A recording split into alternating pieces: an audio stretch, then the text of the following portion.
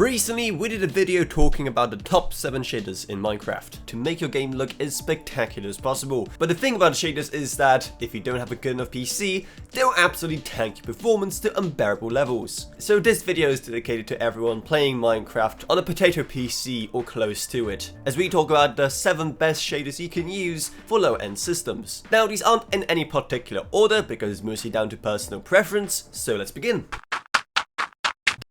What better way to start than with shaders literally called potato shaders. As you can tell by the name, they are specifically made for low-end PCs with old graphics cards or maybe without a dedicated GPU at all. Despite that, they still look pretty nice, with obviously the biggest difference here being the water. So if you just want that ultra-realistic shade of water but on a budget, well, this is definitely the shader pack to get. The rest of the game looks pretty good as well. As you can see, the contrast has been bumped up a bit and there's a nice fog effect as well. However, it does also make the game overall feel a bit desaturated at points, which is especially true underground and in other interior environments. And of course, speaking of interiors, it lacks that kind of touch that better simulated lighting adds that is usually available in more high-end shaders. The nether and end dimensions overall have been barely touched, but still feel just refreshing enough from the base game. And unfortunately, there isn't too much in terms of options to really play around with the quality of the game, mostly just some very minor visual stuff. Meaning that overall, it's a pretty good shader pack to get started with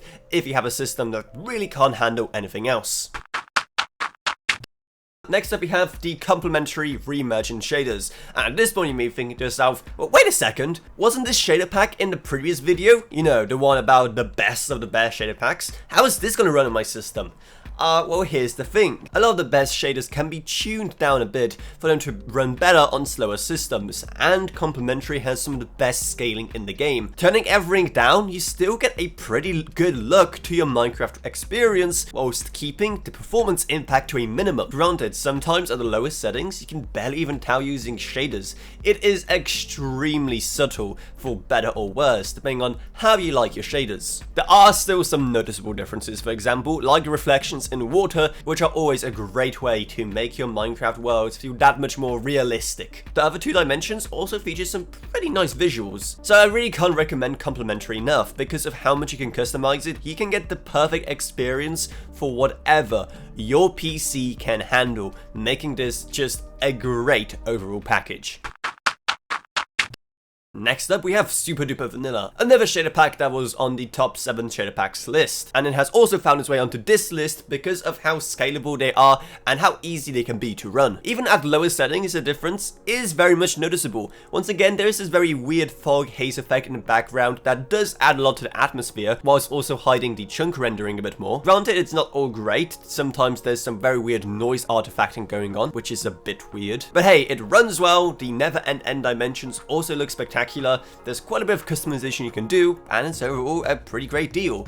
I say deal, it's free anyway, so it's not like it's costing you anything to try. Another popular choice for underpowered PCs are the Skylec Shaders. Probably the biggest difference can be seen underwater, with a nice little bobbing effect going on and a nice blue tint to everything. However, the overground is pretty decent as well. Apart from the water, it is extremely subtle, apart from maybe the contrast really being bumped up in a lot of areas. Plus, both the nether and the end dimensions haven't been touched pretty much at all, making them rather uninspired. And the configuration options for these shaders are also very limited. As such, while there's not too much going on with the Skylec Shaders, if you just want something subtle that doesn't get in the way and you just really want that kind of nice water effect, then you can still very much go for these. And there's definitely still some areas where that nice subtle touch it adds is very much appreciated. Next up, we have Capttatsu's BSL shaders. As you can see, this one is a bit more advanced and complex, which on the one hand, it's awesome to see that how even on the lower settings, it's capable of pulling off such visuals, but of course, it also requires at least somewhat of a better PC, though still its performance is surprisingly very good, given exactly how strong the visuals are. It's crazy how atmospheric these BSL shaders can be, truly bringing to life any scene in Minecraft. And unfortunately, while the nether is kept mostly vanilla, thankfully in the end you do get this pretty nice fog effect, which sure isn't anything too groundbreaking, but still a nice subtle touch. Plus, it features some very in-depth customization, so you can tweak everything from the quality to post-processing to the colors of your Minecraft world to be precisely what you want them to be, making it a nice and versatile shader pack. Moving up to our 6th choice, we have Sildur's basic shaders. And I wouldn't blame you if you think we traveled back in time, because something about these shaders just makes your game look like back in the old beta days. There's that nice nostalgic vibe to them, which if that's something you're after, then great. As you can tell, apart from that, the shaders don't really do much else. Sure, they give you a wind effect on foliage, which is always a nice touch, but apart from that, they don't get in the way too much, making them a good low impact choice if you're really struggling with poor performance in Minecraft. The hellish dimension of the Nether and the, well, spacey dimension of the End have been kept pretty much intact, so don't expect any fireworks over there either. As the name implies, this shader pack is basic, and it's just that if you want something just slightly better than the vanilla game without going too overboard. And its basic nature is also reflected in its very basic customization, so if this is exactly a kind of subtle shader pack you're after, then hey, you know what to do. Finally, rounding up our list is Makeup Ultra Fast, another shader pack that looks surprisingly good despite its use mostly being on low-end systems. Just the redone shadows and the more detailed sky already go a long way in making it feel so much more cozy and believable than vanilla. And all the other nice little atmospheric touches, both overground and underground, are just the cherry on top. These are still very much on the subtle side. They don't go too overboard with things such as highly detailed reflections or super precise calculated lighting.